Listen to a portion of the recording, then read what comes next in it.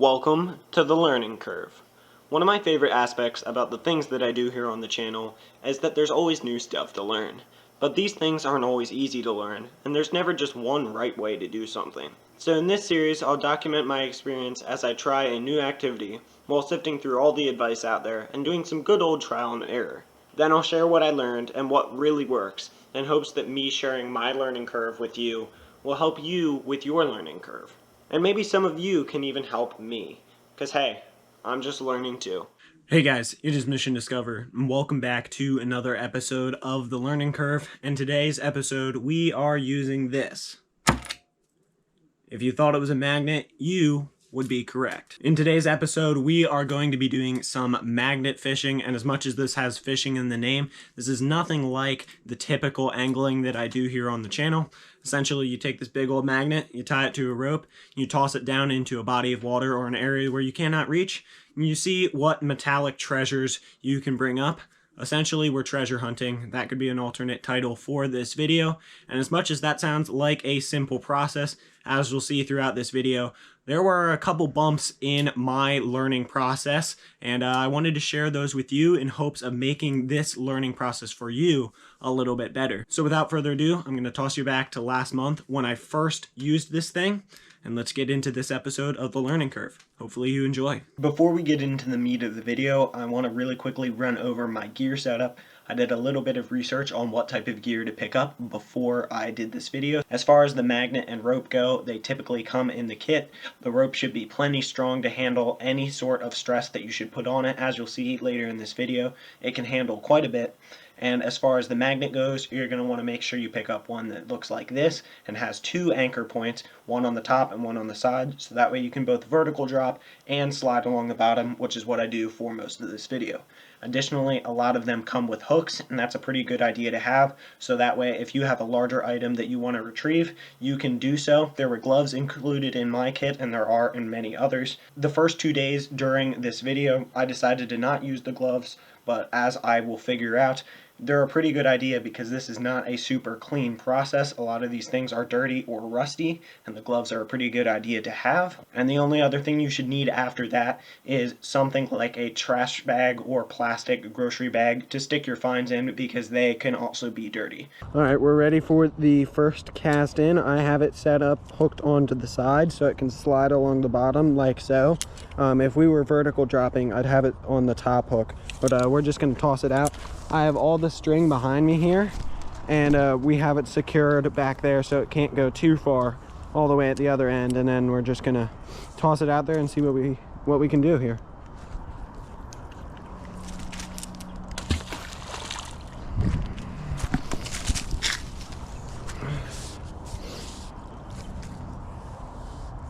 All right, let's pull it up, see if we got anything.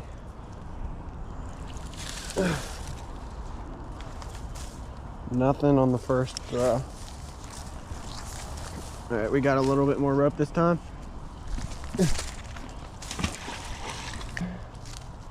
I got some weeds. Anything magnetic attached to it? Nope.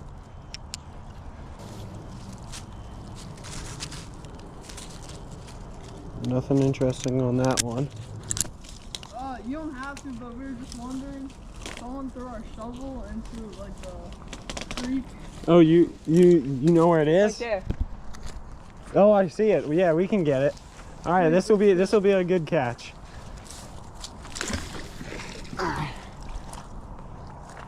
This is like a definite catch. We got that.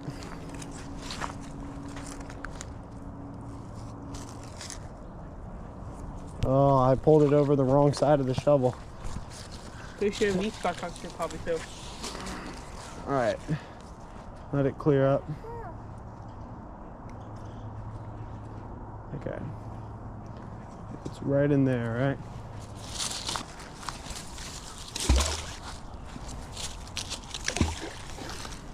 Let that clear up for a second, make sure I got eyes on it. Yeah, I see it.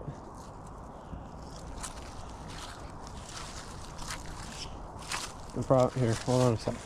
Problem is I gotta get it to come over top of it. Oh, I got it. Yeah. Eh, Oh, we got a shovel. thank you so much. That's the first find.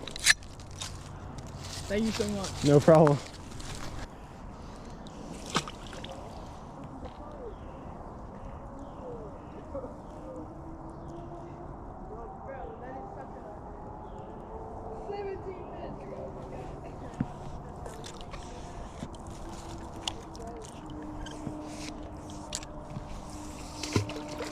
I see something that looks like it's made out of metal.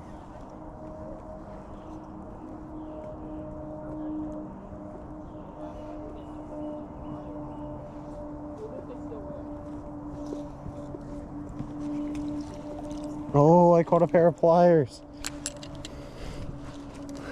They are mad rusty. I think that's gonna go in the junk pile, but still, that's one of the cool things about this is even if it's not useful to you, you're still cleaning up the creek. Y'all get a pair of pliers? Yeah. Those are also Those are yours too? Hey man, They work?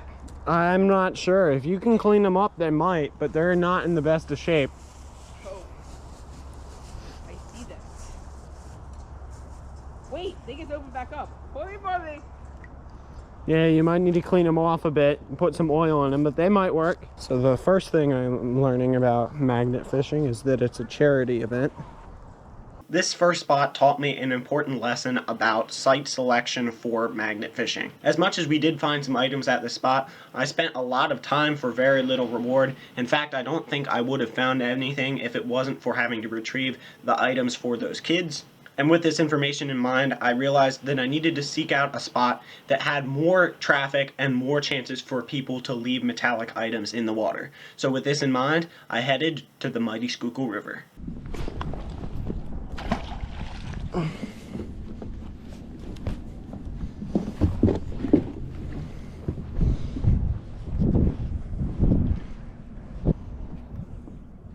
Oh, I think we caught a fishing line. Yes, we did. We got a fishing line. Oh, look at that. It's got a rusty old hook. Can't use that. It's got a decent snap on it. I can probably use that. And a decent swivel on it. And this is a steel leader too. Yeah, that's a steel leader. I'm not sure what they were trying to catch, but that's a good find.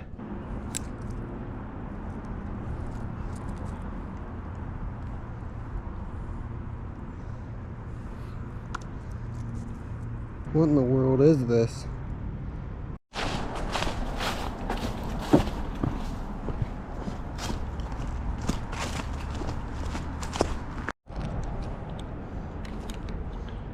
I don't know what that is. It's like a large rock that's metallic. That's actually cool. I'll keep that and wash it off. We'll look at it at home.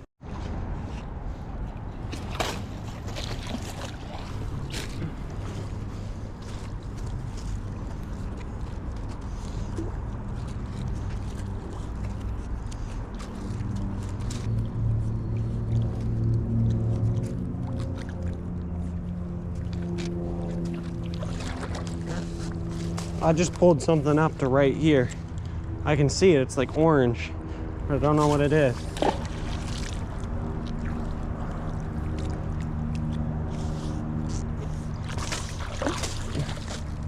I'm gonna try and get it.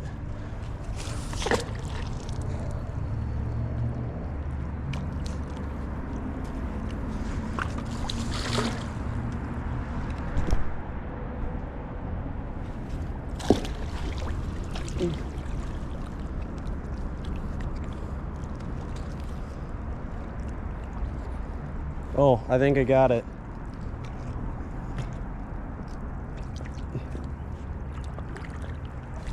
Yeah, I got it. What the heck is that? What is this? Whoa. I don't know what this is, but it's cool.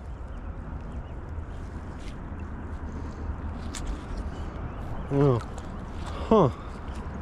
That's really interesting. Best find of the day. I don't know what it is, but it's very weighty, and it's like a, I don't know, it looks like it's made out of copper on the edges here. Look at that. Really interesting. He's watching me. Hey, hey. Yeah, you. There you are.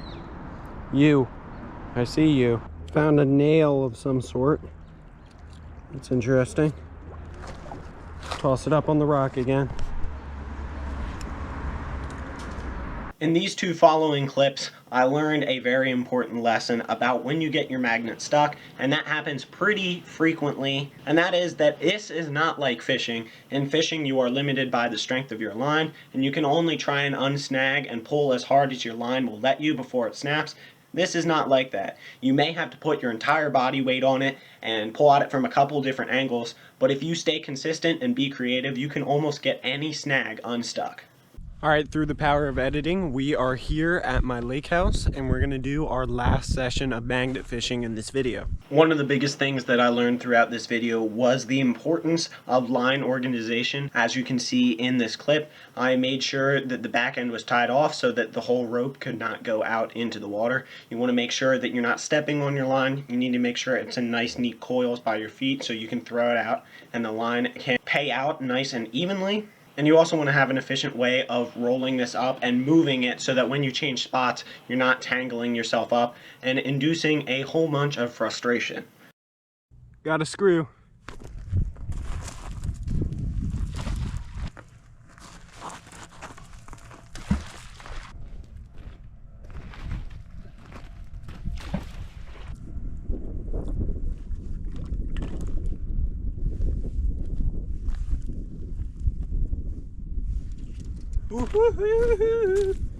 We got a hook and it's not rusty. Look at that. That's a good find. That's a good find. That's a good find. On this final day, I learned my second important lesson about spot selection for magnet fishing. That being that not only do you have to pick a spot that has a good chance of having items left in the water, you also have to narrow it down within that spot.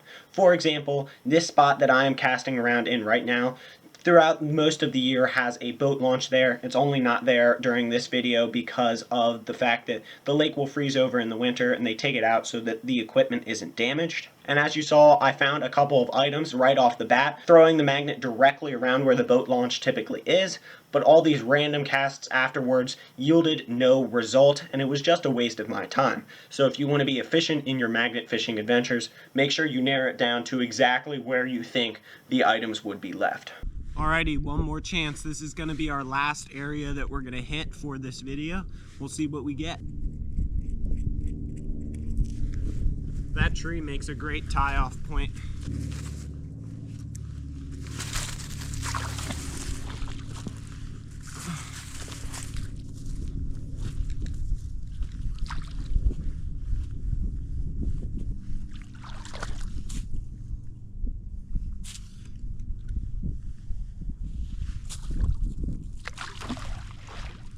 Oh, I just had a lure. I lost it right here.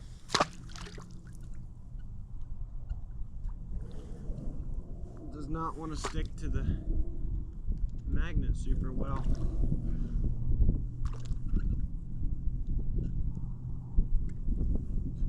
It's right here. There we go. Got it. Little inline spinner.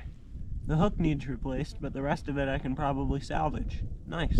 I threw the magnet around for a couple more minutes, but did not find anything else of value. So now I'm going to take you back to the house where we can look at all the things that we have found, and I can give you my final thoughts on magnet fishing as a whole.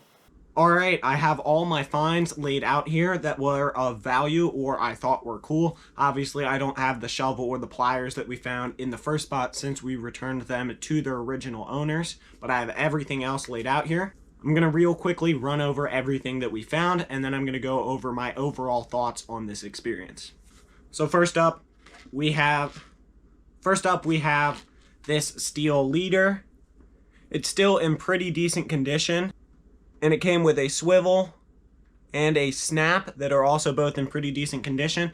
This is definitely still usable for me. It's probably not the most high value item, but definitely something I can use and was fun to find. along that same vein, we have just a plain hook, little bait holder hook. It's not rusty, so it is still usable for me, but yet again, not a super valuable find. And then we also have a rooster tail. All the hardware on this is still in good condition, except for this hook. That is bent out and a little rusty. So after I replace that hook, this should be usable. And then finally, we have what I think are the most interesting finds. First up, we have this thing. I'm still not completely sure whether this is just a metallic rock, like a piece of slate or something like that that has some iron in it, or if this is actually a piece of iron off of one of the old bridges that used to be in that section of the river. Either way, a cool find. And then we have the coolest find of the video, which I'm sure a lot of you are still wondering about.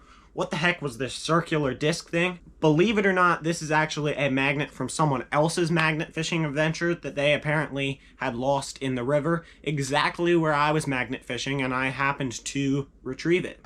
As you can see, we've got one of the things that we found with my magnet, and it sticks right to it. Definitely not a usable magnet. This isn't going to be one that I continue to use, but I got it cleaned up as best as I could. And that's a really, really interesting find, and just something fun that came from this magnet fishing experience.